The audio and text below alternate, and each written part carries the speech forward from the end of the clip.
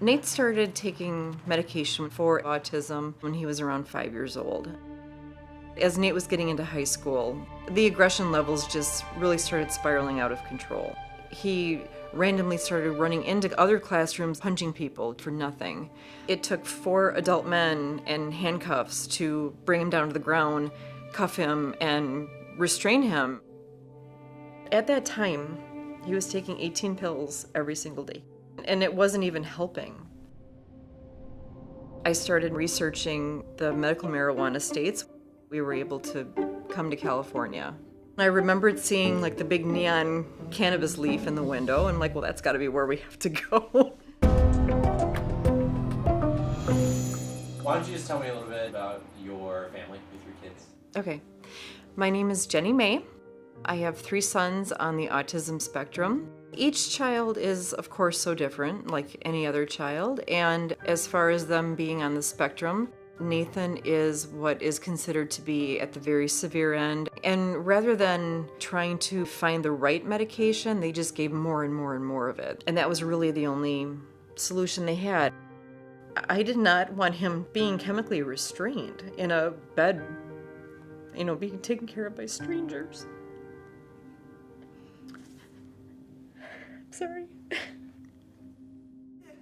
I had come across this little video clip of a young boy who was just repeatedly punching himself in the head. 11-year-old Alex Eccles is severely autistic. His self-destructive behavior brought on by... And it caught my attention because it was something that Nate had done. His parents were talking about giving some kind of an oil. I was confused because it sounded like it was some kind of a marijuana derivative.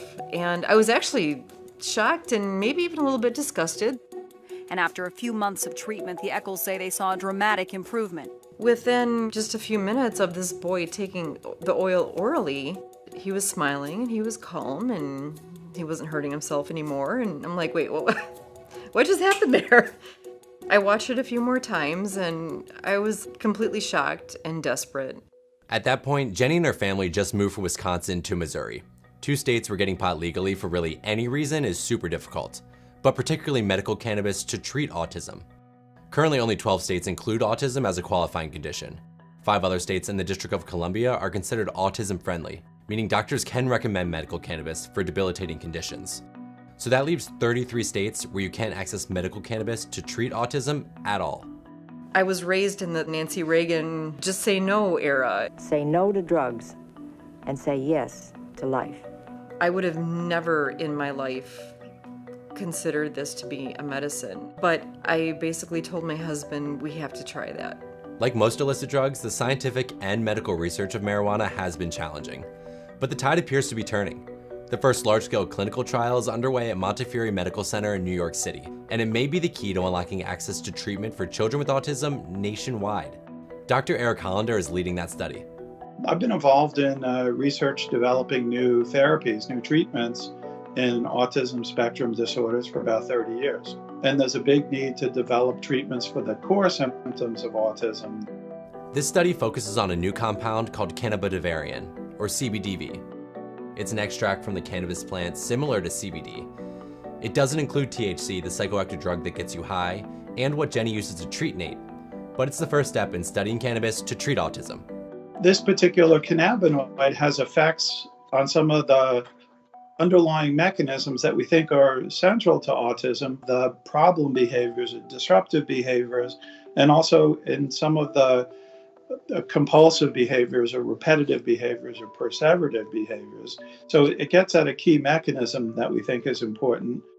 There is reason to be optimistic. This new CBDV-based drug is similar to one that's already been approved by the FDA to treat a severe form of epilepsy that shares some of the same symptoms that Dr. Hollander is studying.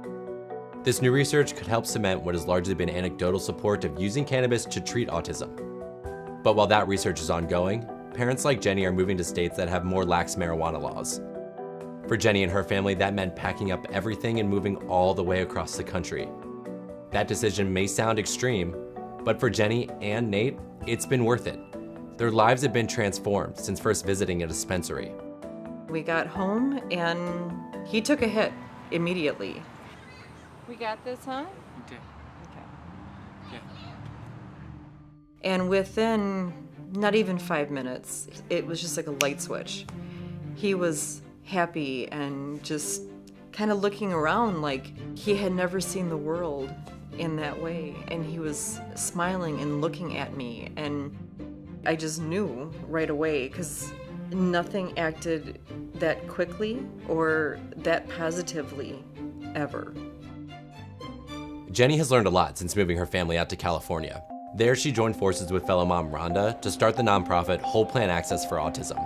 Now it's a team of moms dedicating their lives to helping other families navigate the challenges that come with getting cannabis for their autistic kids.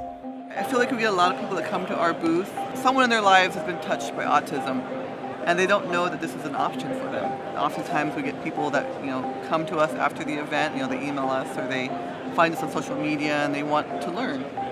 And that's kind of what we're about. We're about educating. We decided to take a drive out to Joshua Tree. I had him vape and take an edible right before we left the house. He saw that I was taking pictures, and most of the other pictures that I've ever taken him in his life, it was kind of a vacant stare. He wouldn't really look, he wouldn't really smile. And he ran over in front of me and sat down. He sat there and he posed for a picture like everybody else would in a situation like that. And I'm like, that's it. That's basically his birth picture. You shouldn't have to go through the whole gamut of medications and side effects and long-term consequences of some of those side effects in order to get to it. Just look at cannabis as another tool in your tool belt to try. Thanks for watching. For more dope science content, check out our website and subscribe to FreeThink for more great videos every week. If you want to learn more about what Jenni and Rhonda are doing with their nonprofit, you can go to their website, which is wpa4a.org.